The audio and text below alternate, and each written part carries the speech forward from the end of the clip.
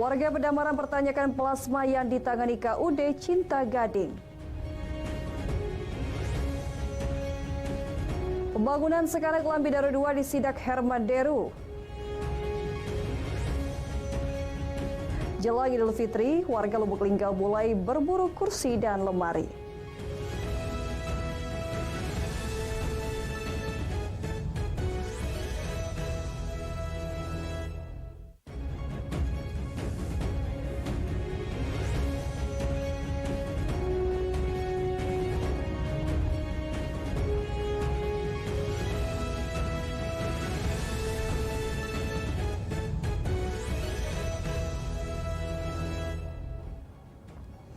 Assalamualaikum warahmatullahi wabarakatuh. Selamat pagi pemirsa. Selain 3 berita tadi, Lintas iNews Sumsel juga akan hadir dengan sejumlah berita dan informasi menarik lainnya selama 3 jam ke depan. Bersama saya Elza Renata, inilah Lintas iNews Sumsel selengkapnya.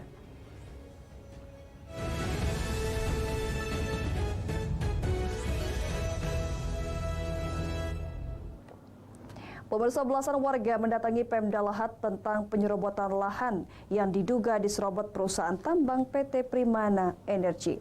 Tanpa ganti rugi, warga mengaku sudah menempuh berbagai cara yang disarankan perusahaan untuk mendapatkan hak mereka.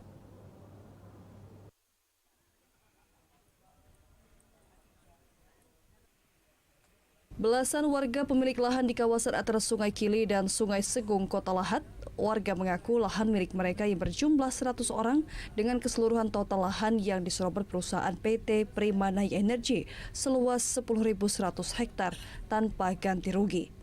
Warga mengaku sudah memiliki hak atas lahan yang kini digarap perusahaan sejak tahun 1981. Warga juga mengaku bingung perusahaan tanpa basa-basi menggarap lahan yang dimiliki oleh warga. Sementara saran dari Pemda setelah audiensi dengan pendemo, warga membuat pernyataan kepemilikan lahan dengan melampirkan dokumen atau bukti kepemilikan selanjutnya dan akan dicek oleh Dinas Perumahan dan Pemukiman setempat. Jumlah warga yang menuntut ganti rugi ke Primana ya nih Pak? Oh, hampir 100 orang lah pemilik lahan yang ada di sana. Jumlah lahannya? Jumlah lahannya hampir 1.100 hektar keseluruhan. Itu belum ada ganti rugi sama sekali atau gimana? Belum ada kepada pemilik lahan yang sekarang. Sudah berapa lama itu Pak? Kalau kita miliki sudah berapa lama itu Pak? Kita miliki kalau surat kita dari tahun 81. Dieksplorasi oleh perusahaan sudah berapa lama Pak? Oh, tahun 2022. Pihak perusahaan akan ditemukan dengan Pemda Lahat nantinya untuk dipintai keterangan terkait penyelesaian sengketa lahan, sehingga dapat menghasilkan jalan keluar atas sengketa lahan tersebut. Dari Lahat Bala Putra, iNews melaporkan.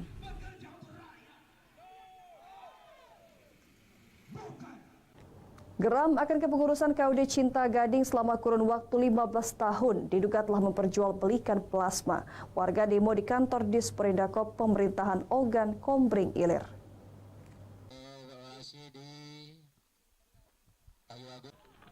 Puluhan warga desa Cinta Jaya, Kecamatan Pedamaran, mendatangi kantor Disperindakop Pemerintahan Kabupaten Ogan Kombring Ilir.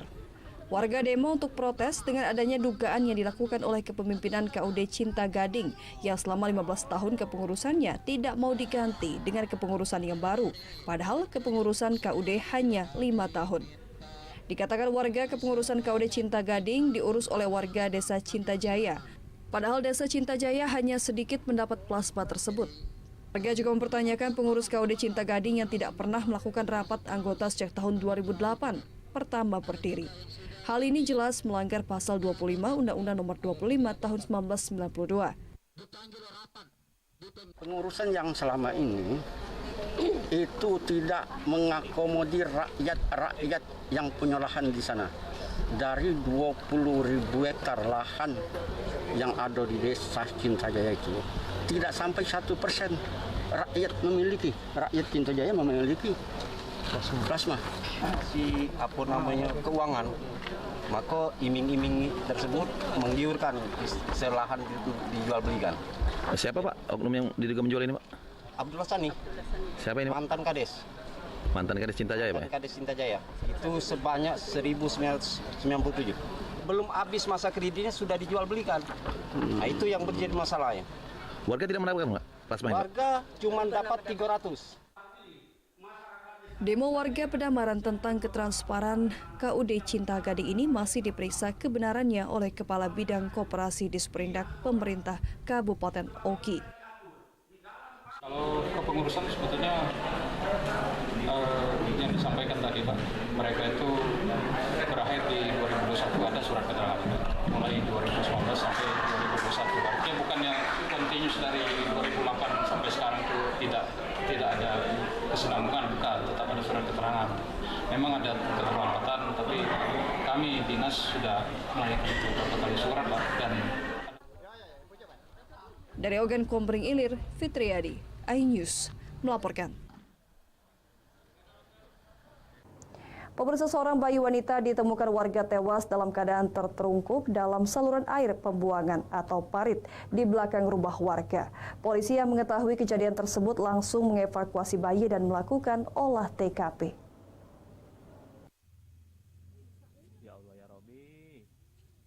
Inilah video amatir milik warga saat merekam adanya sosok bayi wanita yang ditemukan terungkup dalam parit dengan kondisi tak bernyawa. Bayi tersebut pertama kali ditemukan salah satu warga Yusuf, persis di belakang rumah miliknya di Jalan Tegal Binangun, Lorong Giri, Kecamatan Pelaju, Palembang. Petugas kepolisian yang mendapat laporan warga langsung mendatangi lokasi kejadian untuk melakukan evakuasi bayi dan melakukan olah tempat kejadian perkara. Kini bayi tersebut telah dibawa ke Rumah Sakit Bayangkara Polda Sumatera Selatan oleh petugas untuk dilakukan penyelidikan lebih lanjut. Itu posisi bayi Mengkurap sudah. di dalam. Iya, di dalam got itulah sudah, di got itu tertelungkup. Kita lagi apa itu, Pak? Mau ngambil papan untuk jemur kasur. Dilihat posisi bayi Iya, udah telungkup, udah nggak ada nyawa lagi sudah. tidak terbungkus, Pak ya? Tidak. Jam berapa Pak kejadian? 8.30. Adanya bayi seorang perempuan yang baru lahir, sehingga kami langsung menindaki kejadian tersebut dengan cara menghubungi identifikasi dari Polrestabes Palembang. Untuk motif sekarang ini masih dalam penyelidikan. Polisi akan melakukan pengejaran terhadap pelaku atau ibu bayi tersebut dengan mengumpulkan bukti di lokasi kejadian. Dari Palembang, Muhammad David, iNews melaporkan. Hendak melakukan tawuran, puluhan remaja di seberang Ulu Palembang terjaring patroli polisi. Dari tangan puluhan remaja ini, polisi menyita puluhan senjata tajam.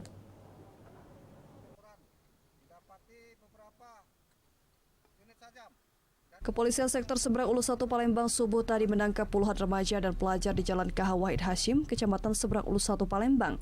Mereka ditangkap polisi yang sedang melakukan patroli kegiatan rutin yang ditingkatkan atau KRYD selama bulan puasa saat mereka hendak menyerang warga lain.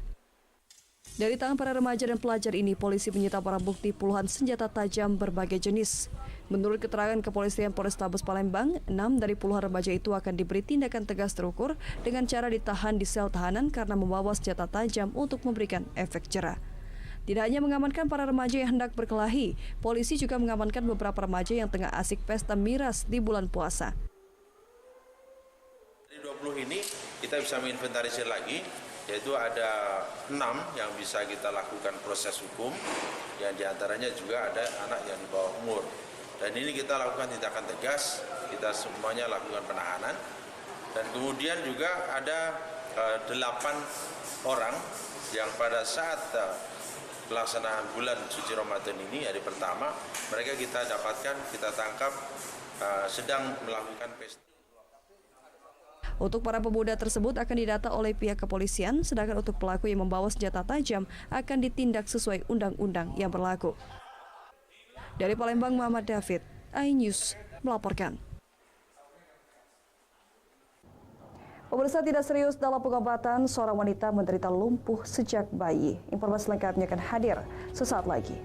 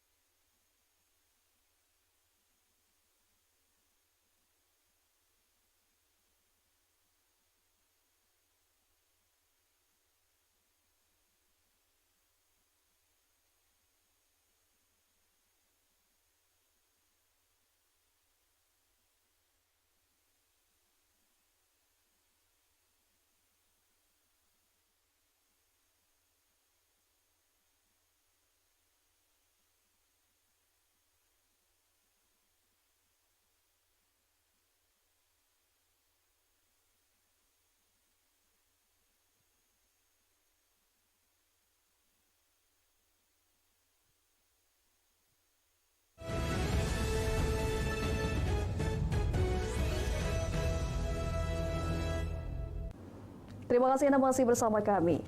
Pemirsa, Gubernur Sumatera Selatan Herman Deru menyidak proyek pembangunan Sekanak Lambidaro tahap 2. Proyek yang digadang sebagai area pariwisata dan penanggulangan dampak banjir di Kota Palembang ini target rampung pekan depan.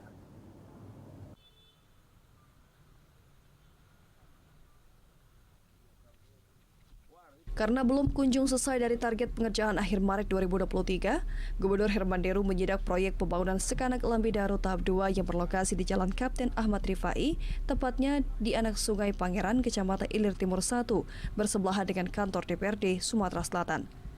Dari atas aliran tepi anak sungai, Herman Deru mendapati beberapa pembangunan proyek Sekanak Lambidaro tahap 2 yang belum rampung dikerjakan. Seperti pada bagian underside, tempat berjalan kaki, terlihat beberapa pekerja proyek masih memasang lantai pada tepian sungai. Herman Deru menyebutkan proyek Sekanak Lambidaro ini merupakan kolaborasi pemerintah pusat, pemerintah provinsi, dan pemerintah Kota Palembang. Selain sebagai sarana ruang terbuka hijau dan sarana pariwisata, normalisasi sungai yang bermuara dari aliran Sungai Musi ini merupakan dalam upaya penanggulangan banjir yang kerap melanda Kota Palembang. Sungai sebagai sarana kehidupan masyarakat pada zamannya menjadi tanggung jawab pemerintah untuk terus melestarikannya. Proyek pembangunan Sekanak Lambidaro tahap 2 ini ditargetkan rampung pekan depan, sehingga sebelum Hari Raya Idul Fitri, pemanfaatnya sudah dapat digunakan masyarakat. Dampak banjir di sekitar daerah aliran sungai ini sudah sangat berkurang. Terus kita akan kejar keindahannya. Udah lihat ini kan, dindingnya songket sesuai dengan perda kita.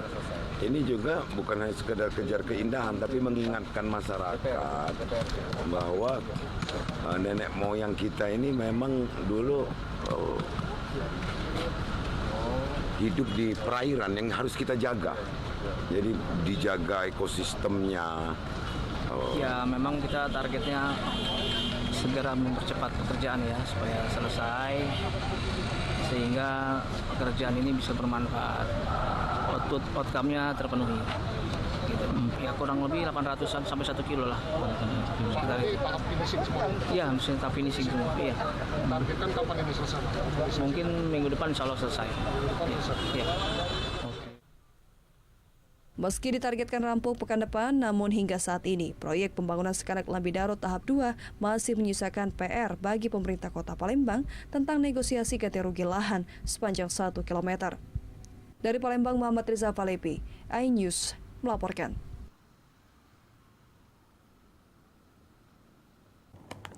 Minimnya kesadaran akan pengobatan rumah sakit berimbas pada kelumpuhan yang diderita seorang wanita berusia 44 tahun. Warga Jalan Pipa Pusri, Kecamatan Gandus, Palembang. Kelainan saraf pun mulai dirasakan sejak usia 3 tahun. Pemkot Palembang bergegas evakuasi warga tersebut ke RSUD Bari.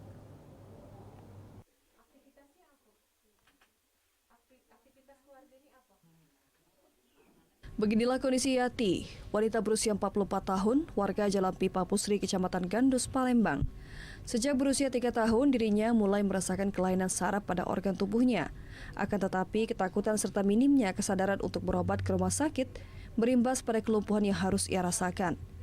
Sebagian organ tubuhnya pun tidak bisa digerakkan, bahkan adanya pengecilan di bagian tungkai tangan maupun kakinya, dan dirinya hanya terbaring lemah di tempat tidur. Wakil Wali Kota Palembang pun bergegas menyambangi warga tersebut dengan sedikit memberikan pemahaman, dan akhirnya warga tersebut ingin dievakuasi ke RSUD Bari untuk mendapatkan perawatan secara intensif. Nah, ini kita usulkan untuk kita bawa ke rumah sakit Bari, karena di rumah sakit Bari sendiri sudah ada fisioterapi. Jadi bagi yang seperti tadi yang sudah kita datangi, itu karena kelumpuhan sejak lama, kita harapkan bisa ditanggulangi di rumah sakit Bari untuk dirawat atau untuk dilayani fisioterapinya. Data yang masuk ke kami hampir 100% warga Kota Palembang telah memiliki kartu Indonesia Sehat. Akan tetapi setelah kami tanya, masih ada beberapa juga yang belum memiliki. Jadi janganlah ragu-ragu untuk mengurus kartu Indonesia Sehatnya, tidak dipungut biaya apapun, baik dalam pengurusan maupun setelah memiliki kartu Indonesia Sehat, karena manfaatnya luar biasa. Masyarakat pintar, masyarakat yang tidak menyia-nyiakan kesempatan berobat secara gratis dari pemerintah. Dari Palembang, Erwin Setiawan, iNews melaporkan.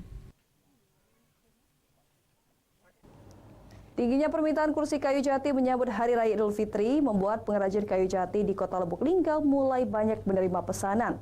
Omsetnya pun mencapai puluhan juta rupiah per harinya.